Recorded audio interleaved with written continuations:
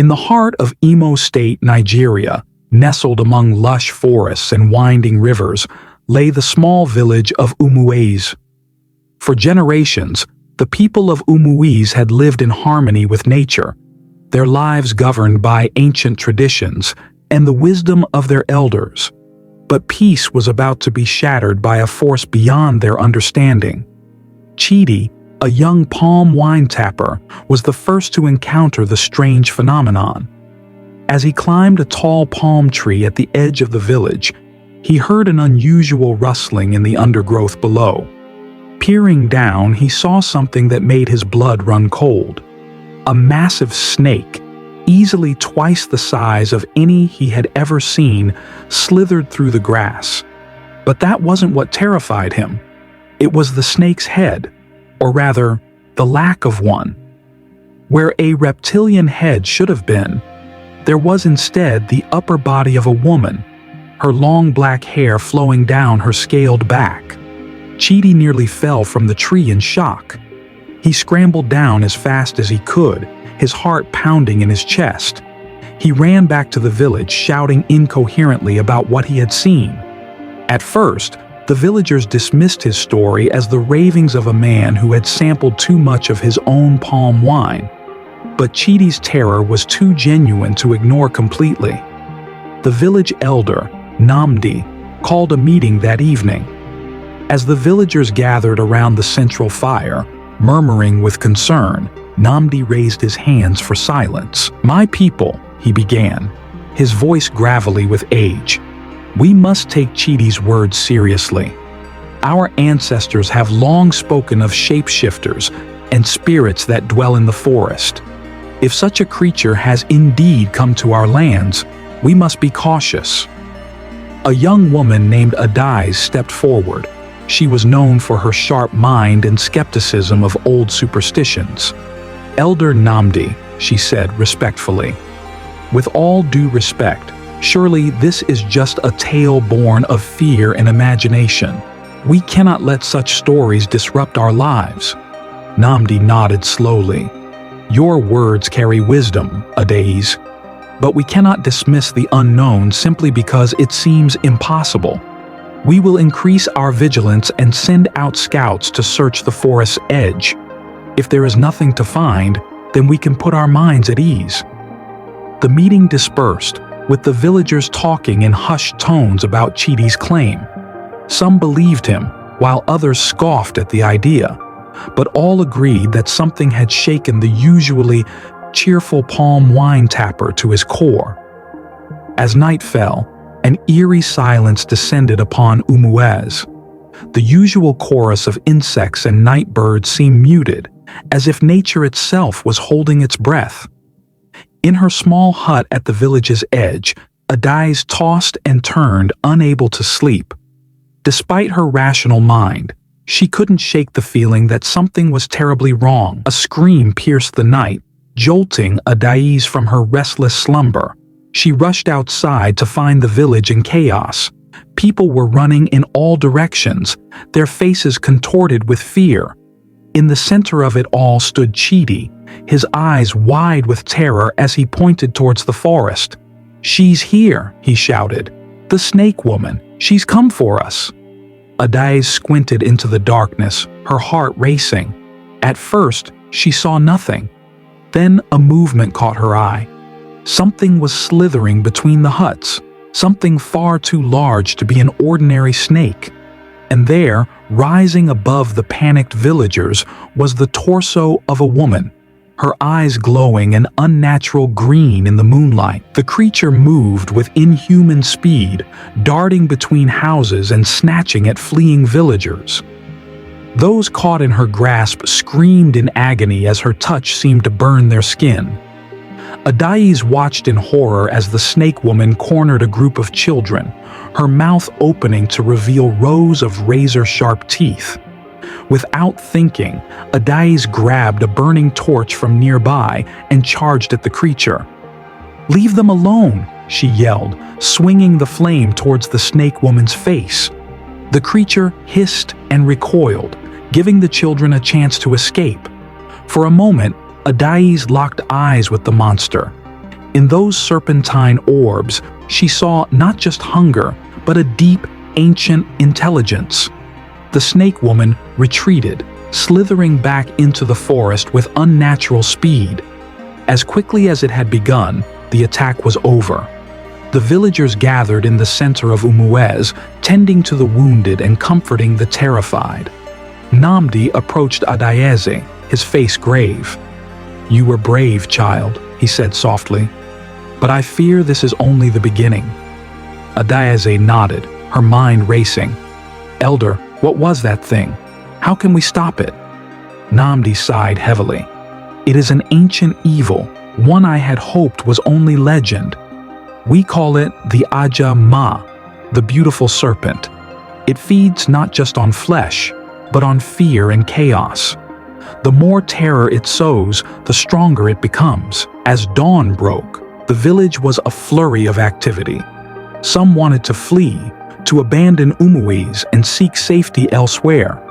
Others argued for staying and fighting, though none knew exactly how to combat such a creature. Adayeze found herself at the center of the debate, her actions during the night having earned her a new respect among the villagers.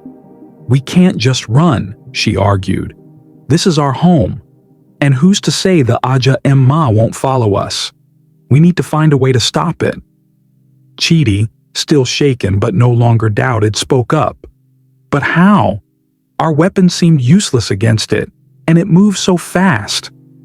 An old woman named Obiageli, known for her knowledge of traditional medicine and lore, stepped forward. "There may be a way," she said, her voice quavering, "but it will require great sacrifice and courage." All eyes turned to her as she continued. "The Aja Ima is a creature of two worlds, human and serpent. To defeat it, we must find a way to separate these two halves. There is a ritual, passed down through generations, that might accomplish this, but it requires a volunteer to act as bait to lure the creature into a trap." A hush fell over the crowd. The idea of deliberately confronting the monster that had terrorized them seemed unthinkable. Adayeze felt a chill run down her spine, knowing what she had to do. "I'll do it," she said, her voice steadier than she felt. "I faced it once. I can do it again." Protests erupted from the crowd, but Nnamdi raised his hand for silence. "Adayeze has shown great courage," he said. "If she is willing, we must support her.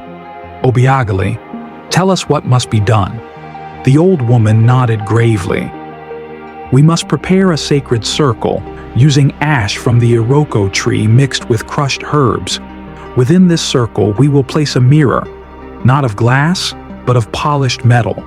When the Aja Emma sees its reflection, it will be momentarily transfixed, caught between its two natures. At that moment, a spear carved from the Oha tree and dipped in a special mixture must pierce its heart." The preparations began immediately. The village buzzed with activity as people gathered the necessary materials.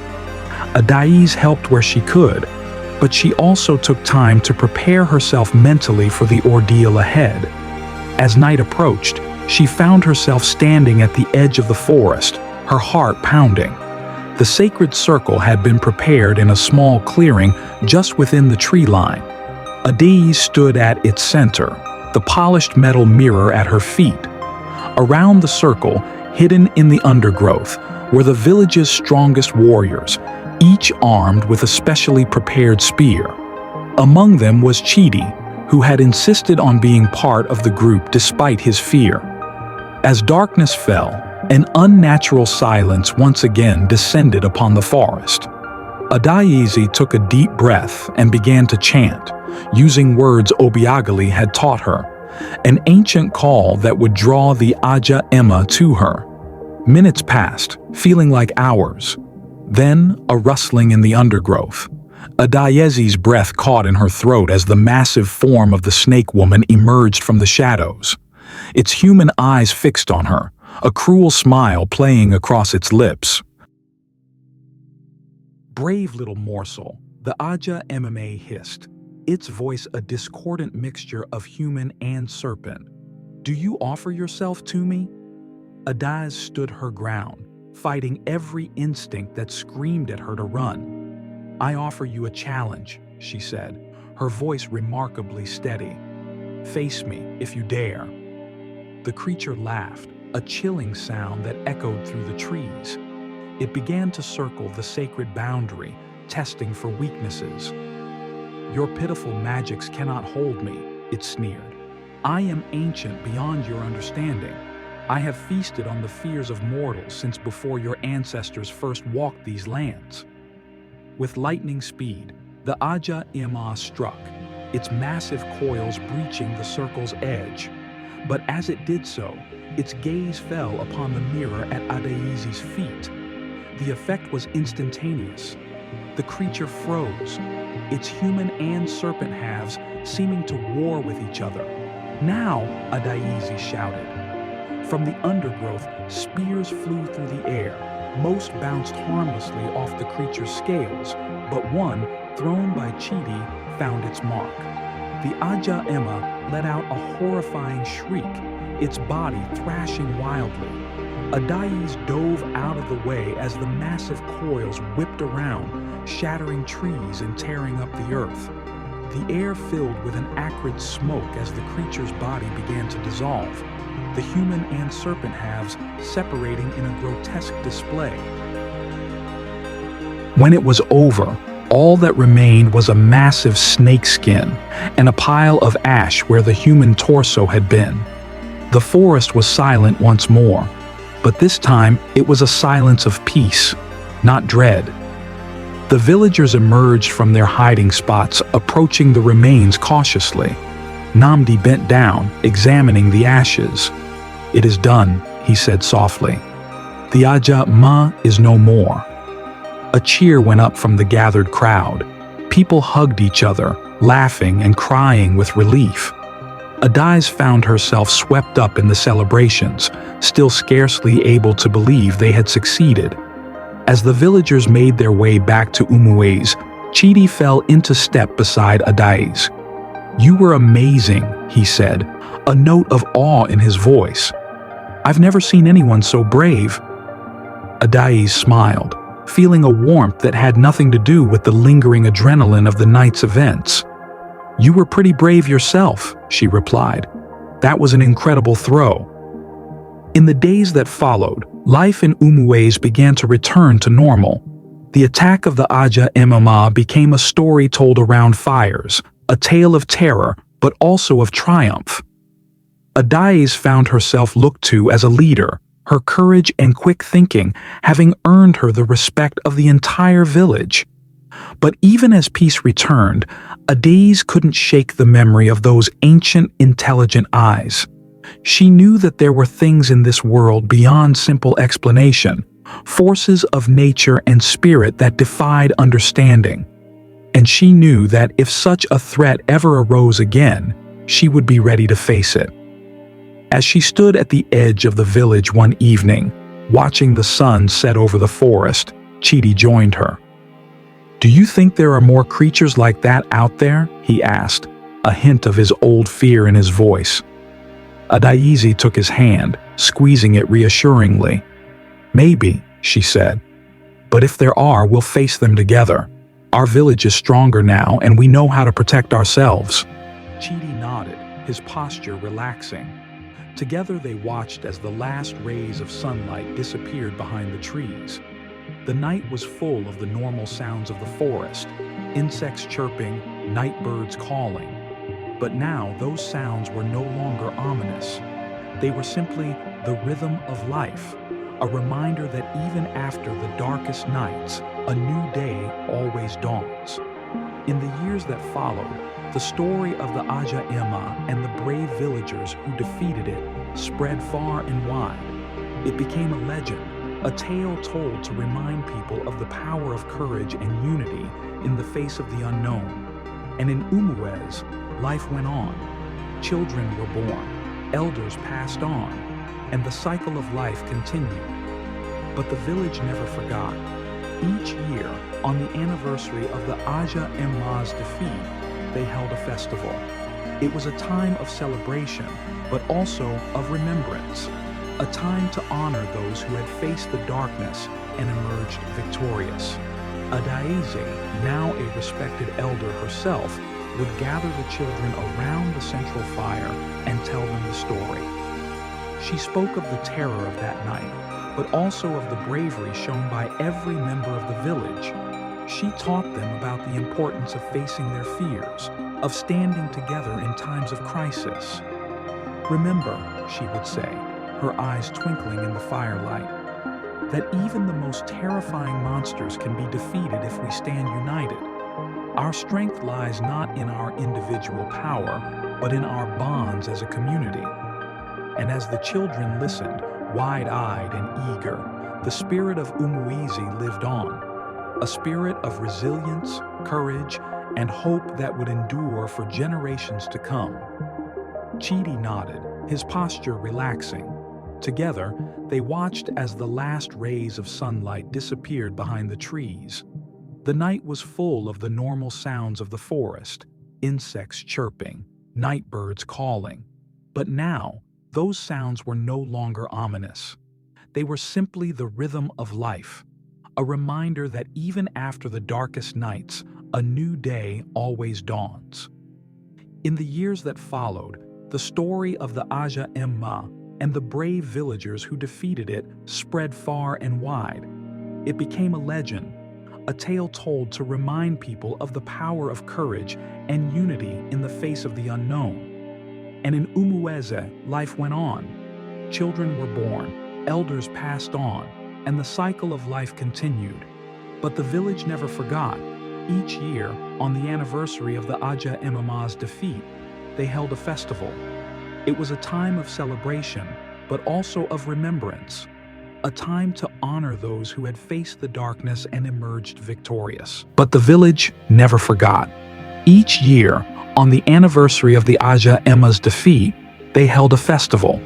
It was a time of celebration, but also of remembrance, a time to honor those who had faced the darkness and emerged victorious. Adaeze, now a respected elder herself, would gather the children around the central fire and tell them the story. She spoke of the terror of that night, but also of the bravery shown by every member of the village. She taught them about the importance of facing their fears, of standing together in times of crisis. Remember, she would say, her eyes twinkling in the firelight, that even the most terrifying monsters can be defeated if we stand united. Our strength lies not in our individual power, but in our bonds as a community. And as the children listened, wide-eyed and eager, the spirit of Umueze lived on, a spirit of resilience, courage, and hope that would endure for generations to come.